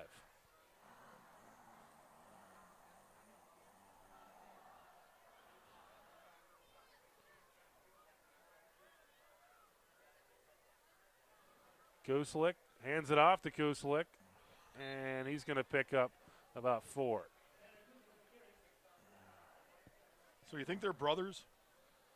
Got any inside info on that? I think I heard something about their twins. Oh, okay.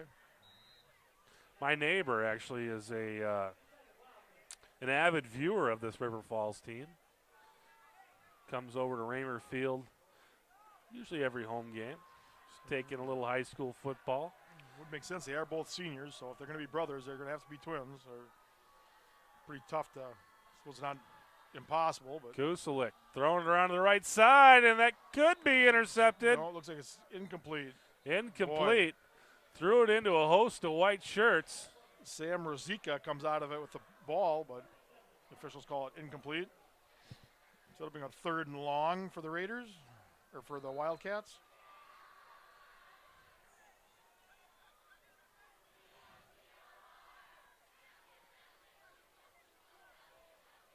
Well, the Hudson student section having some fun over there in their cheers.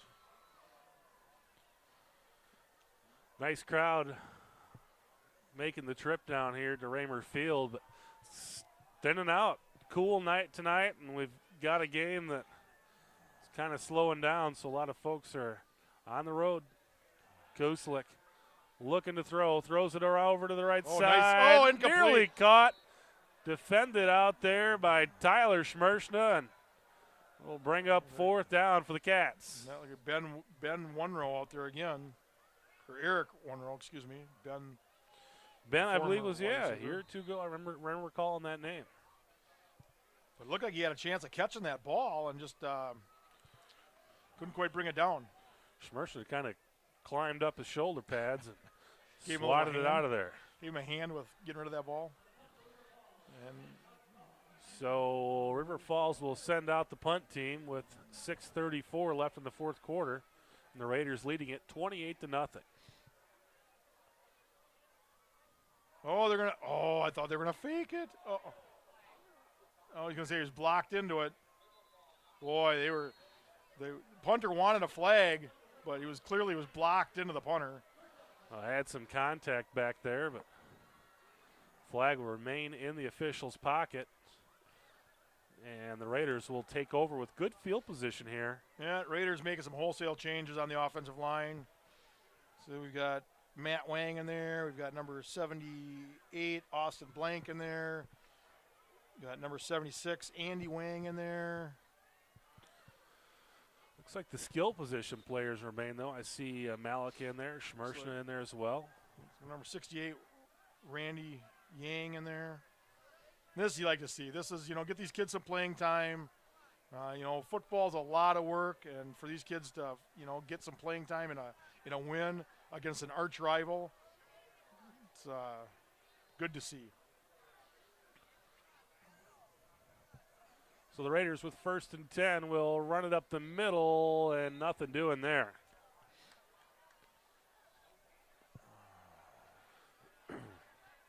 More substitutions coming in. Andrew Dickerson comes in at the halfback position. I think it's also number 21, Ian Zastro. Maybe that's not the number I picked up. But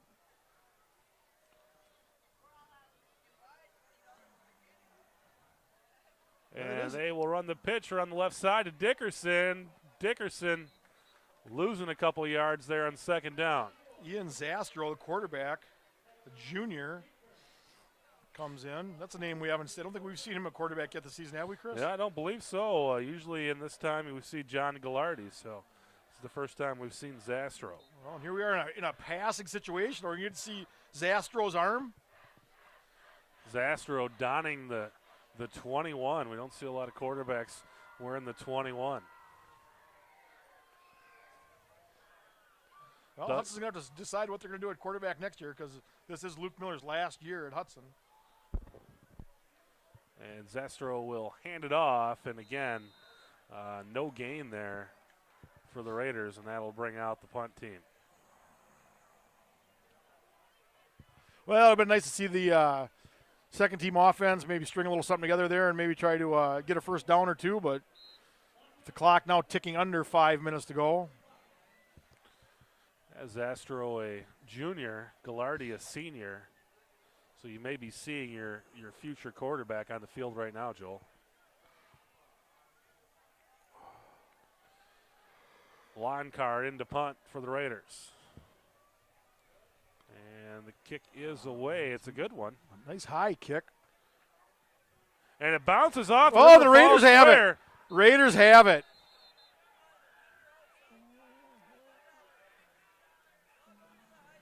Raiders have come up with the ball.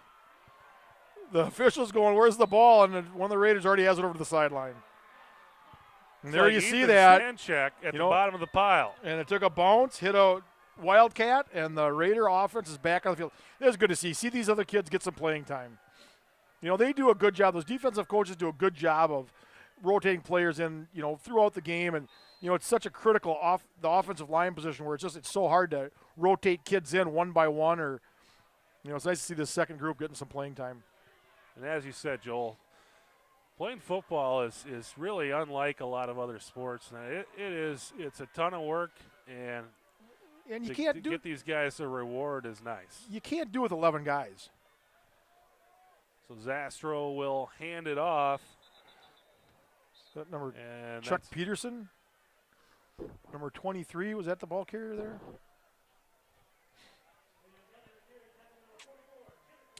So we had number 61, Hayden Talbert, checking in at the offensive line. Austin Blank will check out.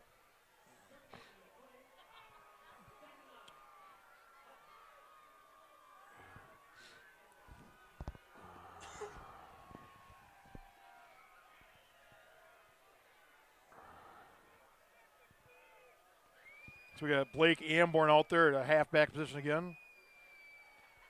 And the Raiders will kick it around the left side. And this is going to be a nice gain. Oh, they're going to say he stepped out at the 34-yard line. Dickerson, the pickup of about 5. Looked like he was close to the first down, but the official says he stepped out. So Andrew Dickerson, the junior, getting an opportunity there. Sets up a third down and about 5, a long 5 here for the Raiders.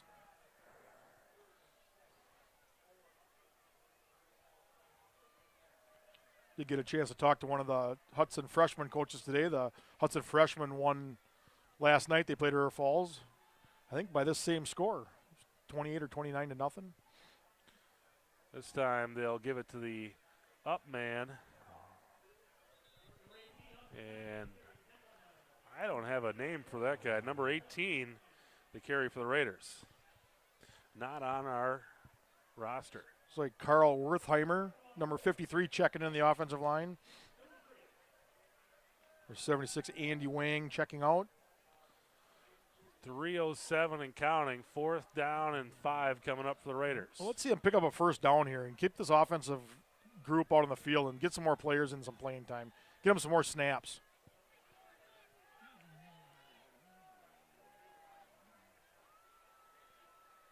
Ooh, they try, even with the second stringers, they're trying to draw them off sides.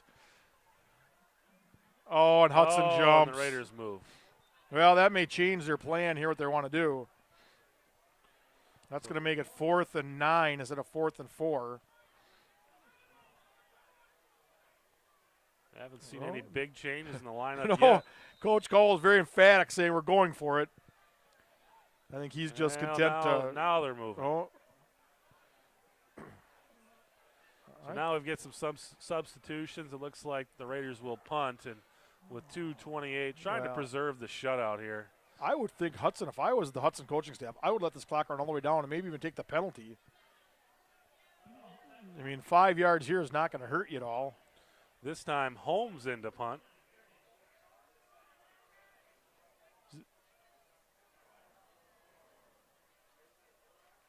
And Holmes kicks it away towards the sideline. It goes out around the 16-yard line. Well, we got a flag on the play, though.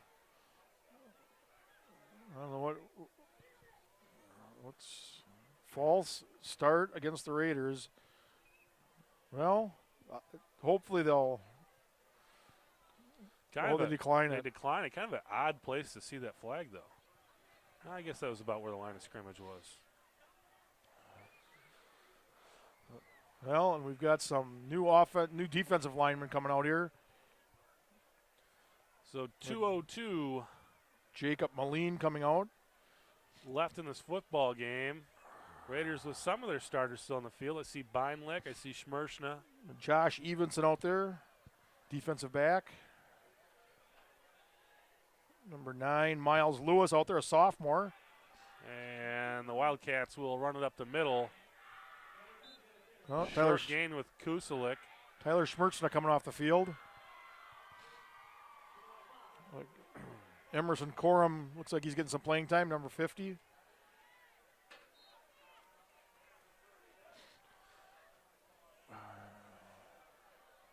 .137 left in the football game. Raiders trying to preserve their shutout, leading this game 28-0. So number 94, Lewis Winchman. Kuselik Their defense trying to defensive throw line. it, gets Oh, it he's got him. downfield and got his man wide open. Raiders able to stop him. Lawrence Pruitt tackles him at the 40, but Pruitt was probably the only starter really left on the field and got caught looking into the backfield, and that'll give the Wildcats an opportunity here to take this goose egg off the board. Well, with a minute 19 to go, they're definitely now in striking distance. You know, another big play like that. And,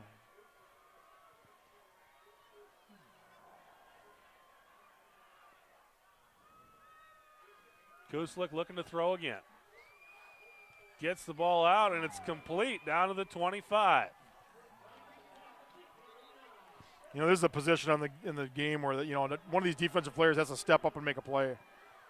Clock stops as they move the chains, and the Wildcats hustling up to the line of scrimmage. 58 seconds left in the game. Not a particularly well thrown ball. Kuselik throwing to his right side this time. He's got his guy, but well defended out there by the Raiders. And that's Josh Evenson staying with the runner. Looked like he was possibly going to get beat, but he turned back, saw the ball, and got his hand in there. Yeah, it looked like he definitely was beat, but throw was a little late coming out and gave him a chance to make up the ground, and nice play. 48 seconds remaining. Hudson leading 28-0. River Falls trying to get into the end zone before the game ends. Well, you got Sam Somerville out there playing a little DB. Kuselik throwing again, this time to his left, and that could get a flag. It does not. I don't know, the receiver stopped. If he would have kept going, he probably would have drawn the flag. So 3rd and 10 now for River Falls with 42 seconds left. There's Mitch Beinlick coming off the field, one of the last Raider starters.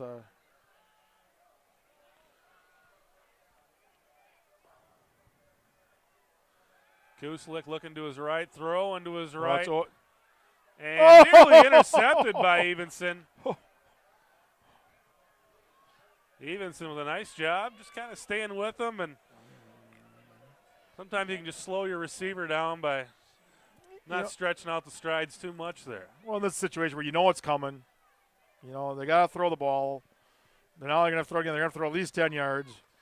So 4th and 10 now coming up for River Falls. The Raiders can essentially end the game with the stop here.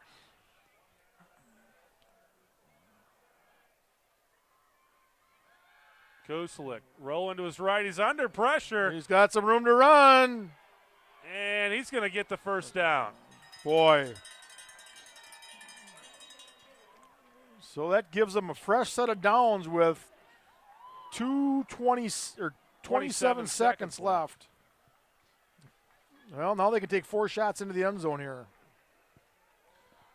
River Falls does have their full complement of timeouts as well, so if they really want to score, they certainly will be able to get 4 plays in. Well, I think they're going to take 4 shots in the end zone and either get a touchdown or not. Kuslik rolls to his left, looking across the middle. Oh, nice job. Up.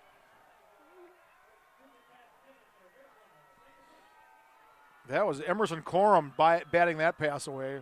Nice job. Corum stride for stride with the receiver. Gets his hand in there with perfect timing.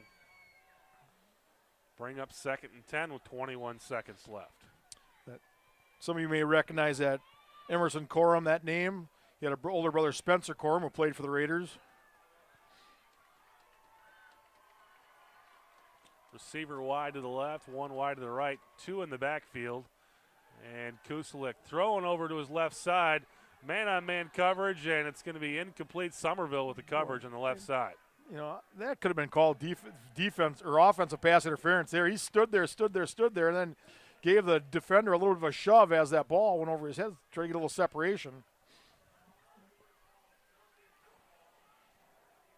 So 3rd and 10, 14 seconds to go. So where are we going to be next week, Chris? Next week, Newton Field. The Menominee Mustangs coming to town. That still just rubs me the wrong way.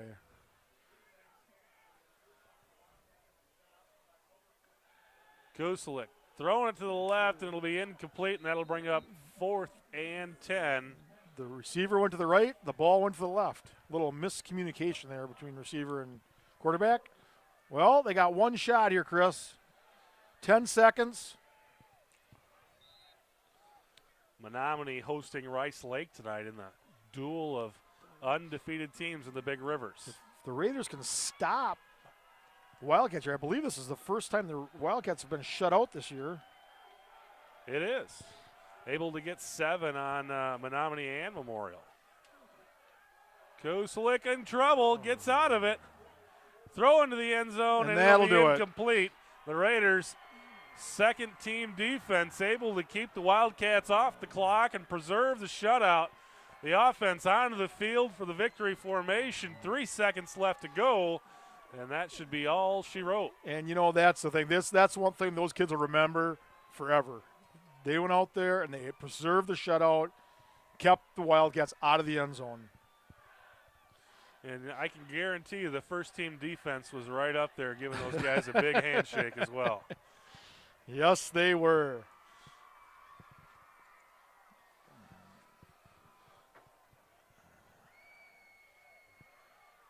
Getting the Hudson football onto the field. These teams switch footballs. River Falls brings their footballs to the game, and Hudson brings their footballs to the game. So you always have your own football. That was the delay. And this should be it. Now I'll have to take one snap here.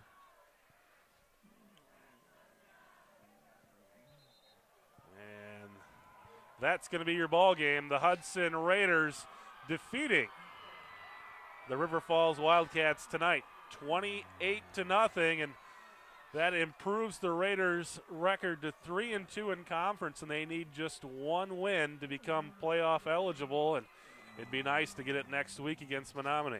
It would be. Keep that string of victories over Menominee. Keep that going. Right now it's at 3 years in a row. Make it one more year. Make it 4. But if not, they've got a chance again against Eau Claire North, who upset the Raiders last year.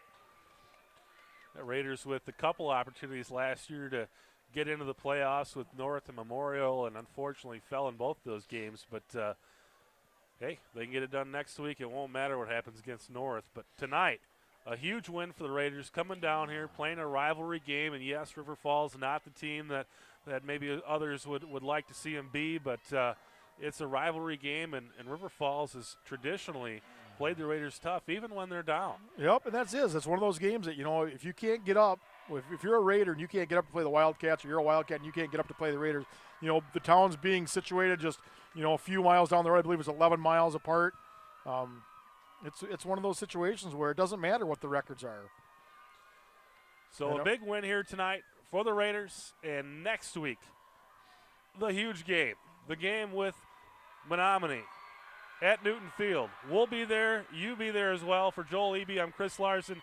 Thanks for watching. We'll see you next week.